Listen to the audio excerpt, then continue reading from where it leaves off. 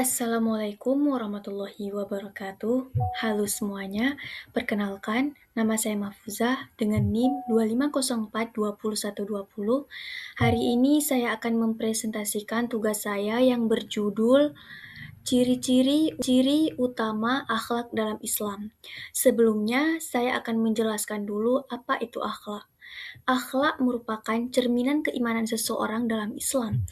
Secara bahasa, akhlak berasal dari bahasa khuluq yang berarti tabiat, perangai, atau tingkah laku yang menetap pada jiwa dan muncul dalam perbuatan tanpa perlu dipikirkan secara mendalam.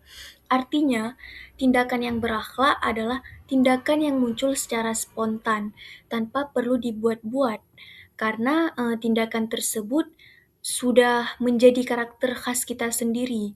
Jadi, tindakan itu nggak bisa dibuat-buat. Nah, selanjutnya, ciri-ciri utama akhlak. Yang pertama ada keikhlasan. Segala bentuk perbuatan baik hanya didasarkan pada niat mencari ridha Allah, bukan karena ingin dipuji atau pamer. Contohnya adalah jika kita memberi sedekah kepada orang. Nah, itu kita niatnya memberinya untuk emang kita ikhlas, bukan karena supaya kita ingin dipuji oleh orang, oh dia rajin sedekah, oh bukan kayak gitu. Tetapi itu emang niat dasar dari hati kita, niat ikhlas kita untuk bersedekah. Nah, yang kedua yaitu kejujuran. Jujur mencakup kesesuaian antara perkataan, perbuatan, dan isi hati. Jujur itu ada 3, yaitu jujur dalam hati, contohnya adalah kita niatnya itu niat yang betul. Dan yang kedua itu jujur dalam ucapan. Contohnya adalah kita berbicara itu sesuai fakta, enggak kita lebihkan atau kita kurangkan. Yang selanjutnya yaitu jujur dalam perbuatan. Contohnya yaitu seperti kita disuruh membeli cabai 50.000. Nah, kita belinya tetap 50.000, nggak kita beli 40.000, sisanya kita ambil untuk kita, itu enggak. Tapi kita membelinya sesuai yang disuruh. Nah, itu disebut dengan jujur dalam perbuatan. Selanjutnya yaitu kerendahan hati atau tawadu. Tawadu adalah sikap menyadari bahwa segala kelebihan yang dimiliki hanyalah titipan dari Allah. Orang yang memiliki akhlak mulia tidak akan merasa lebih tinggi dari orang lain dan meremehkan sesama.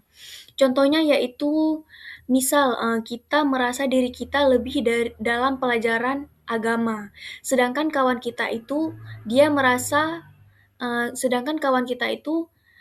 kurang paham dalam pelajaran agama tersebut. Jadi kita sebagai seorang teman yang baik dan kita sebagai manusia yang memiliki sikap tawadhu, kita mengajari sesuatu yang dia itu belum paham. Nah, selanjutnya yaitu kesabaran. Sabar adalah kemampuan menahan diri, mengendalikan emosi, dan tetap teguh pada kebenaran tanpa mengeluh saat menghadapi berbagai situasi. Sabar itu ada 3, yaitu sabar dalam ketaatan. Contohnya adalah kita tetap melaksanakan sholat 5 waktu dengan konsisten walaupun kita sedang banyak pekerjaan atau tugas. Yang kedua, sabar menjauhi maksiat. Contohnya yaitu kita menahan diri untuk tidak ikut gibah di saat kita berada dalam kelompok yang orang sedang gibah, tapi kita menghindari hal tersebut. Nah, dan yang kedua itu sabar dalam menghadapi musibah. Contohnya yaitu kita sabar ketika kita diuji, misal kita kehilangan orang tua kita. Kita tetap sabar dalam menghadapi musibah tersebut. Yang kelima yaitu pemaaf dan pengendalian diri. Memiliki sifat pemaaf berarti tidak menyimpan dendam meski memiliki kemampuan untuk membalas. Contohnya yaitu jika kita sedang difitnah orang memfitnah kita, tetapi kita tidak membalas memfitnah orang tersebut, dan kita tetap memaafkan dia walaupun dia sudah memfitnah kita. Dan selanjutnya yaitu rasa malu. Dalam Islam, rasa malu adalah cabang dari iman. Malu adalah perasaan tidak nyaman ketika melakukan sesuatu yang tidak pantas, melanggar norma, atau meninggalkan kewajiban di hadapan Allah maupun manusia. Contohnya yaitu, misal kita terlambat datang ke sekolah. Nah, kita harus merasa malu karena kita telah melanggar aturan sekolah tersebut. Nah, dan selanjutnya yaitu ruang lingkup akhlak. Akhlak mulia tidak hanya ditujukan kepada sesama manusia, tetapi juga mencakup 3 hubungan utama. Yang pertama yaitu hablum minallah, hubungan dengan Allah, artinya menjadi hamba yang taat, fokus pada ketaatan, rasa syukur, dan keikhlasan dalam beribadah hanya kepada Allah. Contohnya yaitu seperti kita melakukan sholat tahajud di malam hari sebagai bentuk ketaatan pribadi kita kepada Allah. Dan yang kedua yaitu hablum minan nas, hubungan dengan manusia. Artinya menjadi sesama yang bermanfaat, fokus pada kesopanan, kejujuran, dan rasa kasih sayang agar orang lain merasa aman dan nyaman di dekat kita.